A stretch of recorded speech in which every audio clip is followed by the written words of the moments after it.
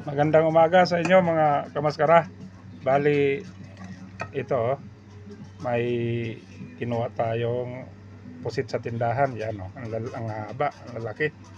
So ang gagawin ko nito, ihawin namin mamaya ni Nonong No TV. Ito mas malaki to mga kamaskara. Ganyan naman. Yan Yan hiniwaan ko na para manood yung timplada. Tinimplahan ko na pala yan ng bitchin, asin, tapos paminta. Ayan tatlo tong piraso kinuha ko sa tindahan. Inutang pala, hindi kinuha. So ayun, lalagyan natin ito, yung sibuyas, bawang, tapos yung luya at may kamatis.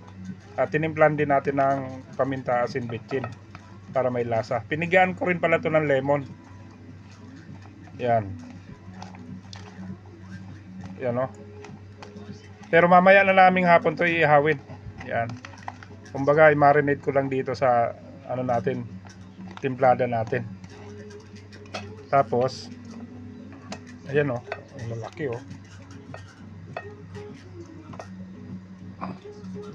ang lalaki mga kamaskara.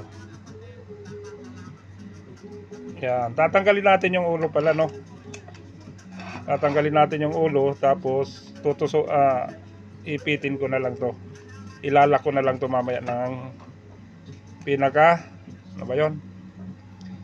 pinaka stick. So ayun mga kamaskara, lagyan natin ng laman. Ayun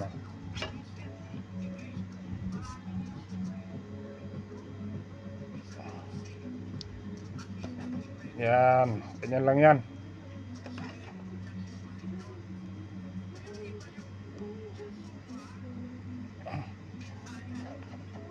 Yun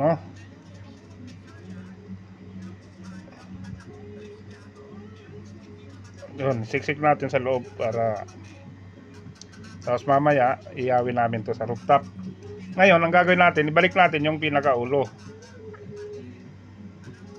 Yan, balik natin, tapos tusukin natin itong stick na pinatulisan natin para yung laman hindi lumabas mamaya pag inihaw. So ayan yan, para mamaya din at iniihaw na natin, maganda pa rin tingnan, nandun pa rin yung ulo.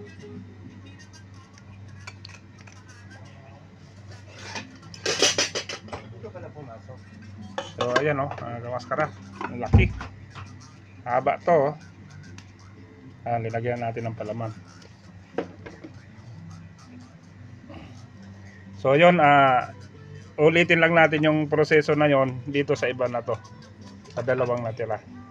Yan. So yun mga idol bali nandito na tayo sa rooftop. Ngayon na natin sisentensyahan yung linagay kong tinimpla natin na pusit na ihawin. So habang nagpapauling tayo, sinalangan natin ng takore at kakapihan muna namin ni Paring Arel. So ayan mga kamaskara, nandyan kumakaway pa. Nandito tayo sa rooftop. Shout out sa buong Cavite. Ayan ang buwan Buwan pala yan. ayun bilog na bilog. Araw kanina Bilog na bulog. So ayan, yan, nandito tayo sa rooftop yan galit na yung apoy. Ito nga pala yung kaninang umaga, yan yung tinimpla natin ng sibuyas. Uy, nagkatubig. Pinagay ko sa rep to yan. Ayan ang haba niyan mga kamaskara. Nakita nyo naman. Ayan haba niya. So yun, tapos ito yung pangpahid niya, toyo, mantika, ketchup. So pag nauling yon, na tayo, mag-iihaw. So yun, sinasalang na ni Paring Arel yan ang haba niya. Haba niya mga idol yun pagikuha para yung pangpahid natin. Uy, uso. So ayun, sinintensya na natin ano. So yun, nakasalang na yung ano natin, yung mahabang pusit. Bali yan, papahiran natin ng mixture natin na ano, pamuna sa kanya, yung toyo at mantika, tapos yung ano ba yun, ketchup. So yan, bali nag voice over lang tayo kasi yung nanonood sa atin dyan sa taas, yung ibang lahi may music ano, kaya ayan, bali mag voice over tayo sa part na to. Yan, si paring Arel continuous pa rin na pinapahiran yung ano natin, yung inihaw na pusit. Ang bango niyan nung pagkasalang namin, talagang ang bango ng timpla na. So ito, binaliktad na paring Ariel yung inihaw natin, no. Bali nalagaan lang natin ang baliktad para hindi mabigla, kasi pangit naman kung mabigla yan. Tapos yung uling alalay lang ano. So ayan, nabaliktad na. Ang haba niyan mga idol. So yan,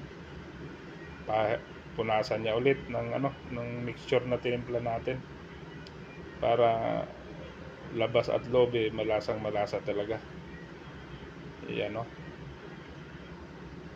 Yung isa pa, yan yung medyo maliit. Yung dalawa talagang malalaki yan, mahaba yan.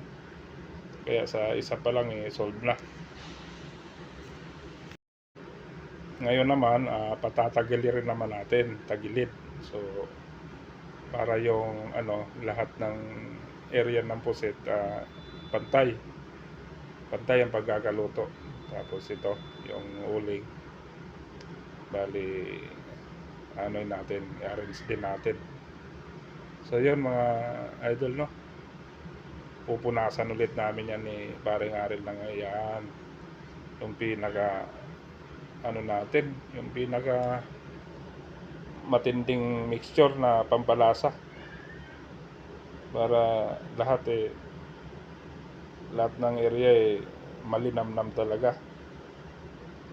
So yun, continuous lang yan mga idol, ganyan lang yung pag ano, pag punas namin. Wala kami yung parang brush, kaya kutsara lang ginamit.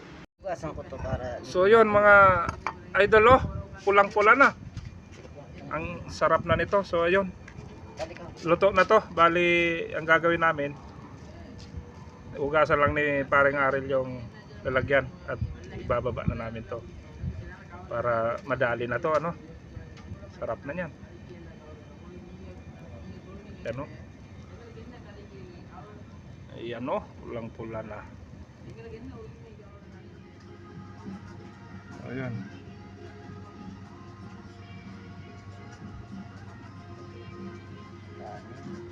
Dabing ko na lang.